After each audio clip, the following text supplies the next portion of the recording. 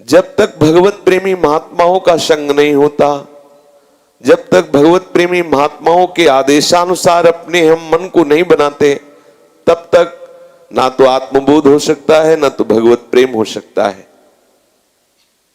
ऐसा सिद्धांत संपूर्ण शास्त्रों में पाया गया है।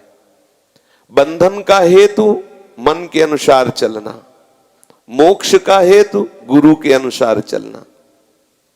बंधन का हेतु शास्त्र विरुद्ध आचरण करना, मोक्ष का हेतु शास्त्र के अनुसार आचरण करना।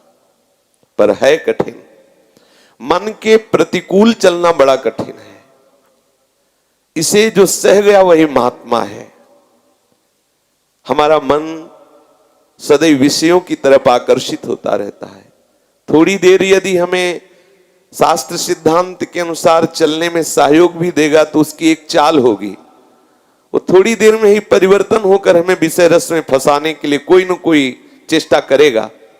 इसीलिए हर समय सावधान रहने की आवश्यकता है। साधक सेवा सुमिरन सावधान, हर समय सावधान रहे। कहीं ऐसा न हो कि किसी भी इंद्रिय के साथ मन मिल करके हमारे भागवतिक चिंतन में बाधा पहुंचा दे। कोई भी कैसा भी आचरण कर रहा हो, यदि आपको परम पद पे आरूढ़ होना है, प्रियालाल की प्राप्ति करनी है, तो नियम ले लें, हम किसी के विषय की चर्चा नहीं करेंगे, चाहे वो गुणमयी हो या दोषमयी हो।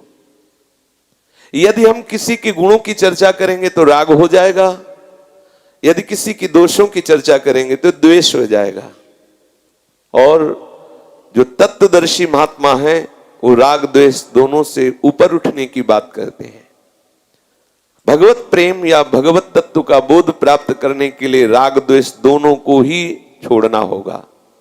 राग द्वेष दोनों खोइए खोजी पद निर्वाण। राग द्वेष दोनों का त्याग करें। यदि आपके सामने कोई अशुद्ध आचरण कर रहा है, भगवत प्रतिकूल आचरण कर रहा है, तो हमें यही अपने लिए मानना है। ये संसार नहीं मानेगा, संसार तो तर्क करेगा। किसी ने कहा कि यदि ये आपका सिद्धांत सही होता तो भगवान राम ने रावण को क्यों मारा? अब बोलो, अरे एक नाटक मंच पे नाटक हो रहा, जो राम है वही रावण की अंतरात्मा में बैठा हुआ है, दूसरा थोड़ी है। लीला के लिए वो विभिन्न रूप धारण किए हुए हैं, तत्वता देखो तो एक ही स्वरूप है। ये भ्रम जो हमारा प्रकट हो गया है, ये अविद्या के कारण हो गया है, नहीं तो वही परम तत्व जो राम रूप में प्रकाशित हो रहा है वही कण कण में प्रकाशित हो रहा है। गोस्वामी जी जिन्होंने लीला लिखी है, उन्होंने कहा जड़ चेतन जग जीव जत सकल राम में जानी। अगर ऐसा जान गए तो आप बहुत बड़े महात्मा हो गए ना। ऐसा पचेगा थोड़ी, क्योंकि आपकी प्राकृतिक बुद्धि है। यदि आप रोज 1 लाख नाम कम से कम जपे, 1 लाख नाम भगवान नाम, फिर आप देखें आपकी बुद्धि में कैसे पवित्र होती चली जा रही है। यदि नाम जप नहीं करते हैं तो केवल बातें सुन लेने से, बातें कर लेने से तत्वबोध नहीं होता। यदि आप महात्माओं की अनुभूत वाणी को श्रद्धा के साथ स्वीकार कर लें तो आप समझने लगेंगे। लेकिन ये बुद्धि, मलिन बुद्धि क्यों म्यों कर लेती है? ऐसा कैसे होता है? हम उनको कैसे प्रभु मान सकते हैं जो पापाचरण करते हैं? और यहां आचार्य कह रहे हैं ये क्रूरापि पापिनो न च सताम संभाष्य दृश्यास्ते। यहां भगवान कह रहे हैं विद्या विनय संपन्ने ब्राह्मणे गविहस्तनी सुनी च सुपाके चा पंडिता समदर्शिना। हमें अपना काम बनाना है। हमारा प्रभु ही विभिन्न रूपों में लीला विलास कर रहा है, इसलिए हमें निंदा नहीं करनी और निंदा सुननी भी नहीं है। ये भी सावधानी। श्रीपाद प्रबोधानंद जी महाराज कह रहे कर्णे संकुह प्रवेश्य किमपि यदि शृणोते तदीयस्य दोषान् जिह्वाच्छेद्या प्रमादात् यदि वदति समुत्पाट्य मक्षीक्षते चेत् प्राणाः संत्याग योग्या यदि मनसि तदा निश्चयस्तच्छ्रवाद्या चांडाली कृत्यवर्ज्या परमत ममिदम धाम वृंदावनम यत्।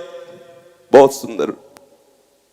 श्रीपाद प्रबोधानंद जी कह रहे हैं, यदि कोई किसी की निंदा कर रहा है और आप अपने कान से सुन रहे हैं तो आपकी वही दुर्गति होगी जो निंदा करने वाले की हो रही। इसलिए हे प्रभु, मुझे कभी ऐसे लोगों का संग न मिले जो पर निंदा करते हैं। साधक बहुत सावधान।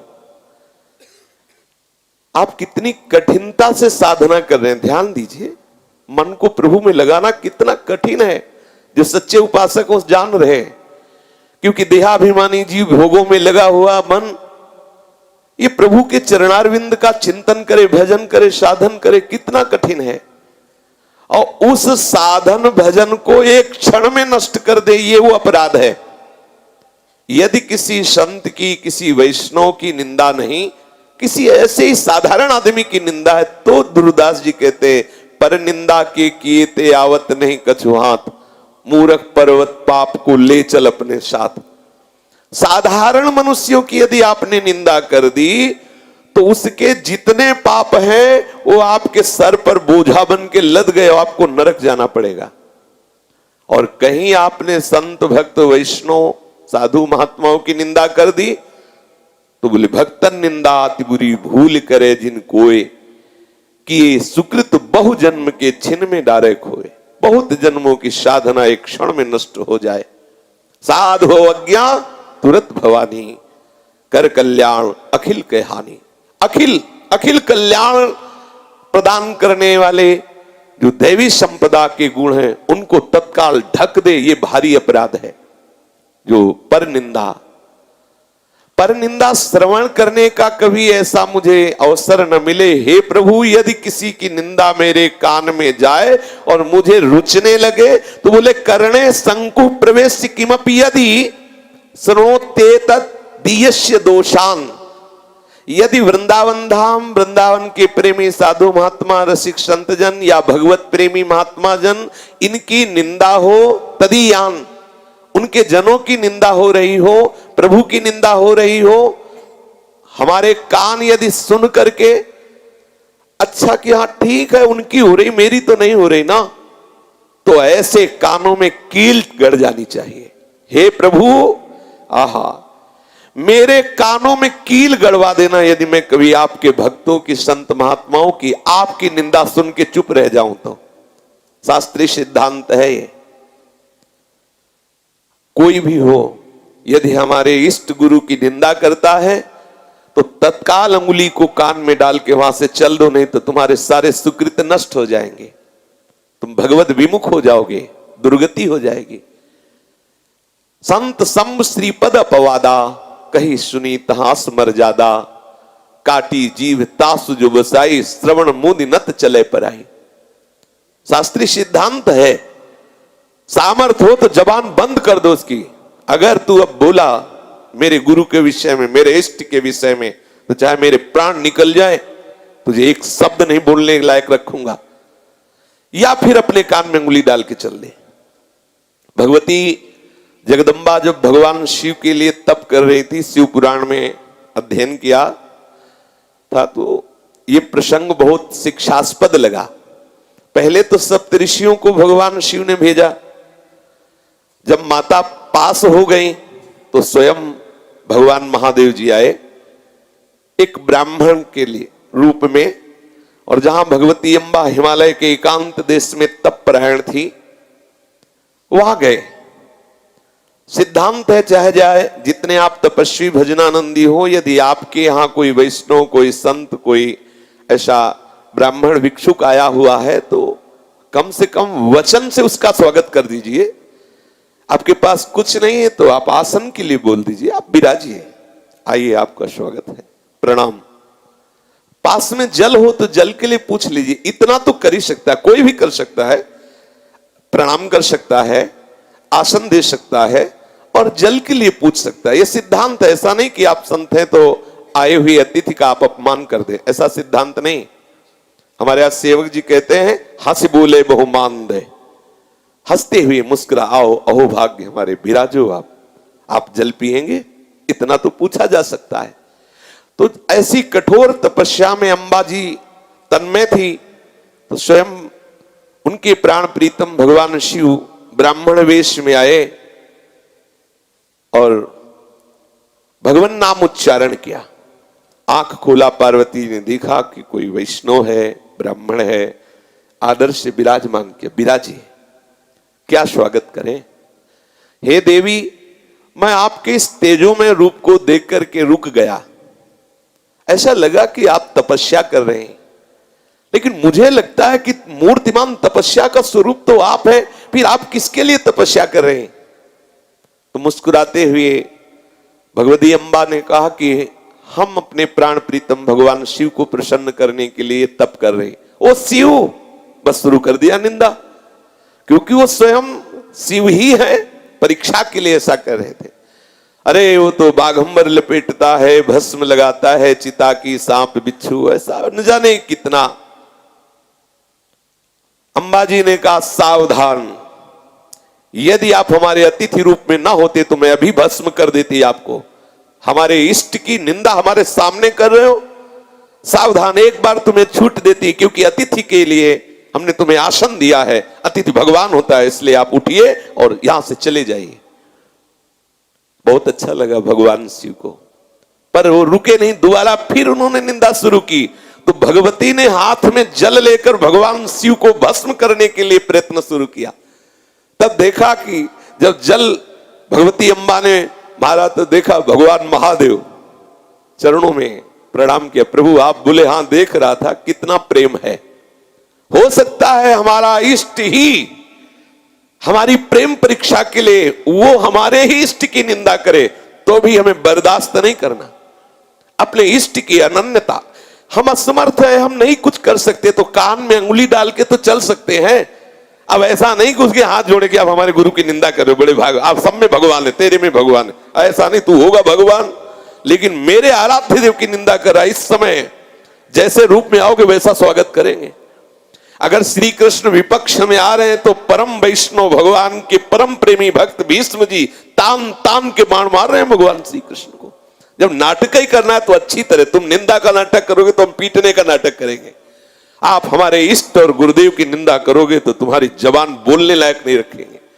या फिर कान में अंगुली दे, संत सम्भु श्री पद अपवादा, कही सुनीता अस्मर ज्यादा, काटी जीव तासु जो बसाई, श्रवण मुंह निनता चले। दो पद्धति है, आखिरी वाली पद्धति ज्यादा अच्छी है।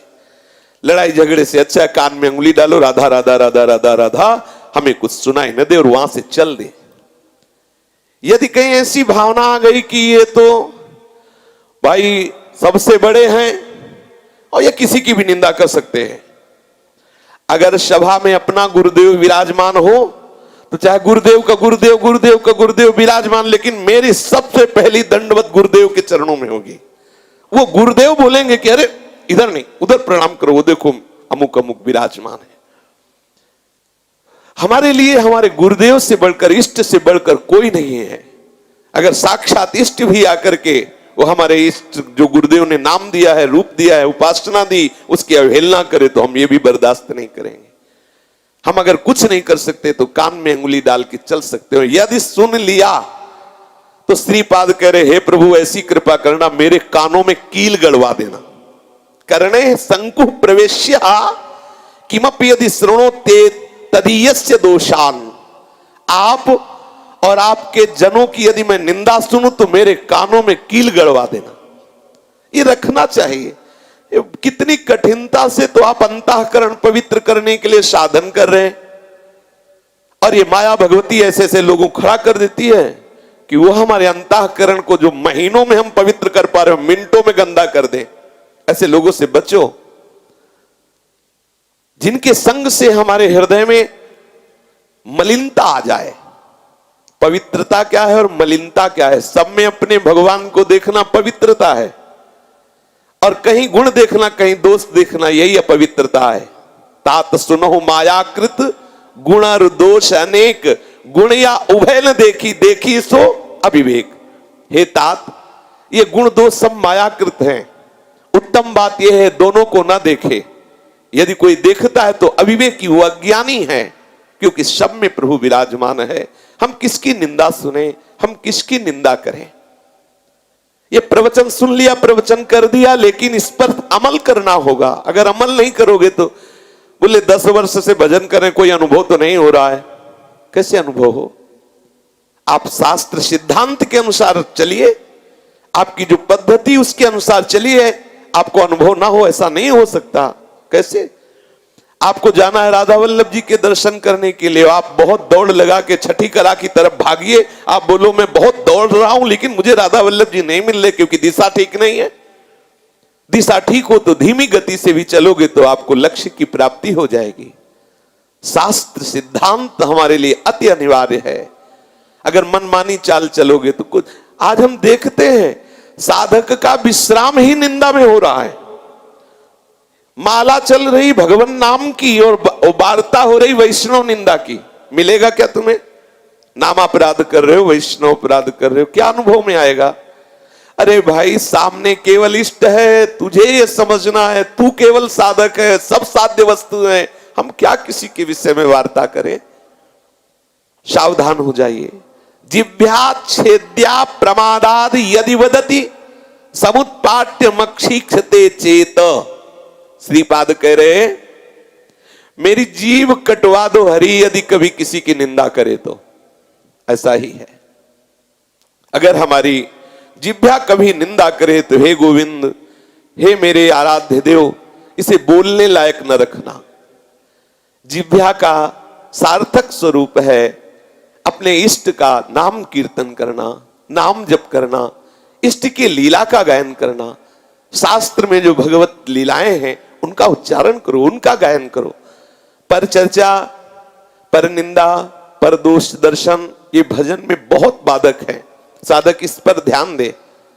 किस लिए किसी की निंदा, किसी के विषय में बोले हम? आप सच्ची मानिए, 1 घंटे पाठ कीजिए और एक लाइन किसी के विषय में निंदा की बोल दीजिए, हो गया खेल।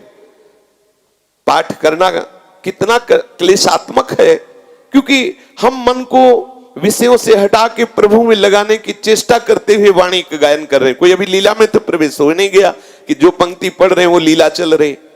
बार बार मन को हटा के उसमें लगा रहे हैं, जैसे तैसे अपने मन को पवित्र करने की चेष्टा कर रहे हैं। और हम किसी के बहकावे में आके इधर उधर गंदी बात बोलने लगे, निंदा करने लगे, दूसरे की अवगुण वर्णन करने लगे। हे प्रभु, ऐसी कृपा करो, यदि हमारी वाणी आप या आपके जनों की निंदा करे तो जवान मेरी कट जाए। श्रीपाद प्रबोधानंद जी कह रहे, हे वृंदावन धाम, हे वृंदावन के प्राणेश्वर श्री श्यामा श्याम, मेरे नेत्र फूट जाएं यदि किसी के मैं दोष देखूं। ये बात कितनी सुंदर साधन की सुरक्षा की बात श्रीपाद प्रबोधानंद जी कह रहे हैं। मेरे कान में कील गड़वा दी जाए यदि किसी की निंदा सुनूं, मेरी जिह्वा कटवा दी जाए यदि मैं किसी की निंदा करूं, मेरे नेत्र फूट जाएं यदि मैं किसी के दोष देखूं। आहा, क्योंकि इन नेत्रों से देखना है, जित देखूं तित श्याममयी है। हमें ब्रह्म दृष्टि रखनी, भगवत दृष्टि रखनी है, तो ये गुण दोष दृष्टि हटेगी तभी ना भगवत दृष्टि आएगी।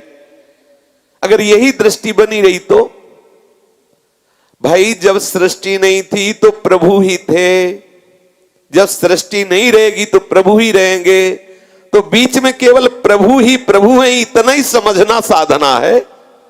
यदि आप किसी की स्तुति करेंगे, किसी की निंदा करेंगे, तो यह अनुभव नहीं कर सकते कि प्रभु ही प्रभु है। यो माम पश्यति सर्वत्र सर्वं च मयि पश्यति तस्याहं न प्रणश्यामि सच में न प्रणश्यति। हमें सब जगह अपने प्रीतम का अनुभव करना है। इसीलिए एकश्चर निराश चित्त मनन्ते से अकेला रहे। अकेले का तात्पर्य है ज्यादा किसी का संग न करे। और देखो, भगवत मार्ग के पथिक को किसी की आनी नहीं रखनी चाहिए। आनी का तात्पर्य है कि भाई अब ये नाराज हो जाएंगे अगर इनसे बात नहीं करेंगे, इनकी बात नहीं सुनेंगे तो नाराज हो जाएंगे, ये सब नहीं। और ये बहुत बड़े हैं हमारे, ये अमुक हैं अमुक, ये सब परमार्थ में नहीं चलता। यदि आप शास्त्र सिद्धांत के विरुद्ध वार्ता करें तो राधा राधा राधा चल दिया। कोई इसमें सम्मान देने की जरूरत नहीं है कि वो हमारे बड़े बुजुर्ग हैं, वो हमारे अमुक पदाधिकारी हैं, अमुक हैं, बने रहो पदाधिकारी। हमारे सिद्धांत के खिलाफ विरुद्ध आचरण करोगे, हमारा भगवत मार्ग रुकवा दोगे, हम आपको कदापि आदर नहीं देंगे। बोले अब मिले हैं तो कुछ बात तो करनी नहीं, बिल्कुल नहीं करनी। श्री जी की बात करो, नहीं करना तो जाओ तुम।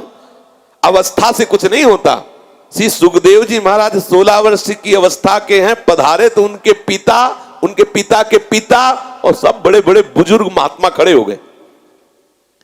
भगवान सुखदेव जी के पिता श्री कृष्ण द्वैपायन भगवान व्यास देव जी, श्री कृष्ण द्वैपायन व्यास देव जी के पिता श्री पराशर जी, उनके पिता श्री शक्ति जी महाराज, उनके पिता श्री वशिष्ठ जी महाराज। शक्ति जी तो पधार चुके, वशिष्ठ जी भी बैठे, पराशर जी भी बैठे, श्री कृष्ण द्वैपायन भगवान व्यास देव जी भी बैठे और श्री सुखदेव जी पधारे तो सब खड़े हो गए। या अवस्था का सम्मान थोड़ी है कि तुम बड़े बूढ़े बुजुर्ग हो, प्रपंच हमें सुनाओ तो हम हाथ जोड़े खड़े रहे, राधे राधे चलो आगे बढ़ो। नहीं, बिल्कुल इसमें मर्यादा नहीं रखनी चाहिए। वो चाहे काका गुरु हो चाहे फूफा गुरु हो, राधा राधा चलो आगे बढ़ो। परमार्थ का मार्ग है, रिश्तेदारी का मार्ग नहीं है। अगर एक गली चलता कोई हमारे प्रिया प्रीतम की बात सुना देता है तो उसके चरणों में सर झुकाते हैं, उसकी चरण रज माथे पे रखते हैं। और कोई हमारा कितना भी निजी हो, वो राग द्वेष सिखाता है, वो भजन विरुद्ध आचरण, वो गुरुजनों की निंदा करता है तो प्रणाम करते हैं, दोबारा उसको देखो भी मत, नजदीक आने मत दो, नजदीक जाओ मत, बने रहो। तो अगर आप सच्चे मार्ग से चलोगे तो कागज में लिख लो, व्यक्त और अव्यक्त जितने सिद्ध महापुरुष सृष्टि के सबका आशीर्वाद आपको मिलेगा। मांगने की जरूरत नहीं आशीर्वाद। और चाहे दिन भर बैल की तरह मेहनत करो, संत वैष्णव की निंदा, गुरुजनों की निंदा करते रहो, कुछ हाथ नहीं लगना। देखना ऐसे ऐसे भयानक रोग होंगे, ऐसी ऐसी प्रतिकूल चिंतन वृत्ति आ जाएगी, जलते रहोगे, शरीर छूटने के बाद दुर्गति होगी। कभी परम पद से किसी को भ्रष्ट होते देखा है क्या? लेकिन वैष्णव द्रोही परम पद से भी भ्रष्ट हो गया, वैकुंठ धाम से भी भ्रष्ट हो गया। इसलिए बहुत सावधान रहो। श्रीपाद कह रहे, मेरे उन नेत्रों को निकलवा देना हरि, यदि कभी आपके जनों में दोष देखें, आप में आपके जनों में दोष देखें। कैसे कैसे लोग हैं जो भगवान श्री कृष्ण की लीला को वो एक स्त्री पुरुष की लीला समझते हैं, कैसे निकृष्ट मानसिकता वाले हैं। वो भगवान ने ऐसा किया। एक पक्ष क्यों देखते हो? अगर यही देखना भगवान ने ऐसा किया, 7 दिन 7 रात्रि ये छोटी वाली छिंगुनिया में अभी विराजमान है, 21 किलोमीटर में विराजमान है। गिरिराज गोवर्धन को 7 दिन 7 रात्रि 7 वर्ष के गोविंद भगवान ने टांगा। तुम 1 किलो का बांट 7 दिन 7 रात्रि अंगुली में टांगे रहो तो माने, उनकी होड़ कर रहे हो। पी गए ऐसे आग की ज्वाला को, दावानल को भागवत में पढ़ के देखो। तुम 100 ग्राम का कोयला लाल करवा के अपने मुख में रख के देखो। कालिया नाग का मर्दन करके विषैले जल को अमृत के समान कर दिया, 100 ग्राम संखिया खा के देखो। तुम श्री कृष्ण की होड़ करते हो, जो सबकी आत्मा है, जो भगवान सच्चिदानंद में वपु धारण करके रसमयी लीला कर रहे। बहुत सावधानी की जरूरत। हमें ऐसे लोगों का संग नहीं करना जो हमारे प्रीतम और प्रीतम के प्यारे भक्तों में दोष दर्शन करें, उनकी निंदा करें, उनकी अवहेलना करें, अनादर करें। ये सावधानी रखनी ही होगी, चाहे कोई भी हो। तजो पिता प्रहलाद, विभीषण बंधु, भरत महतारी, गुरु बलि तजो, कंत ब्रज बनितन, भेमुद मंगलकारी। सिद्धांत है, कोई भी हो। इसमें ये नहीं सहना कि हमारी माता जी, हमारे पिताजी हैं, हमारे ताऊ जी, हमारे अमुक जी हैं।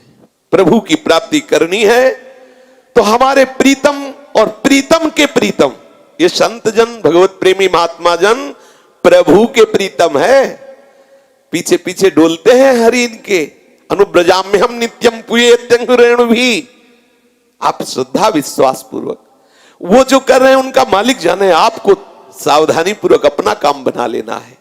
हे हरि, यदि मेरे नेत्र दोष दर्शन करें तो निकलवा देना, फूट जाए।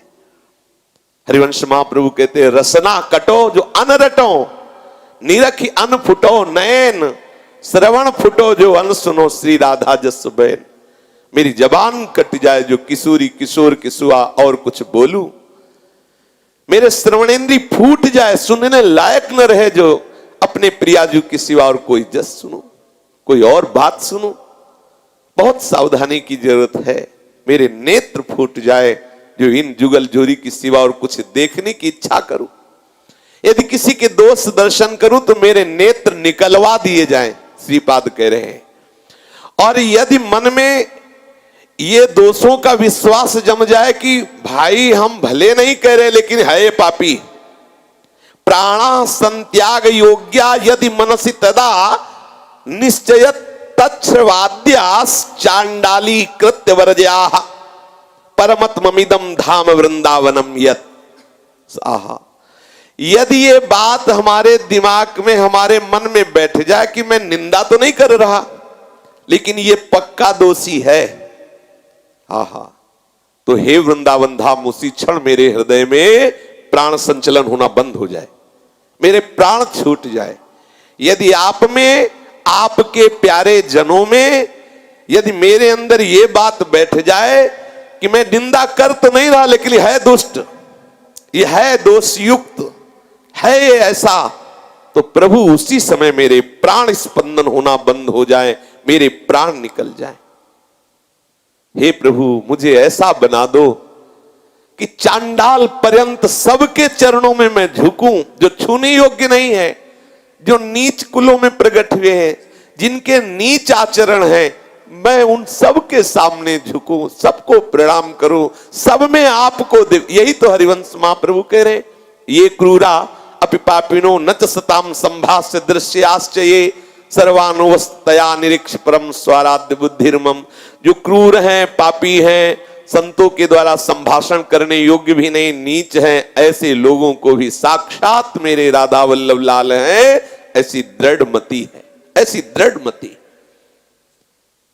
हे वृंदावन धाम, हे प्रिया प्रीतम, जो भी चांडाल स्वपचादि जो भी है, इस शरीर है, ढांचा है, अंदर तो आप ही खेल रहे हो, ऐसी मेरी भावना हो। मैं सबके चरणों, इसीलिए तृणादपि सुनिचेन, तरण से कोई नीचे हो, सबके चरणों में, उससे भी नीचा मैं हो जाऊं, मेरे में कहीं अहंकार ना रह जाए।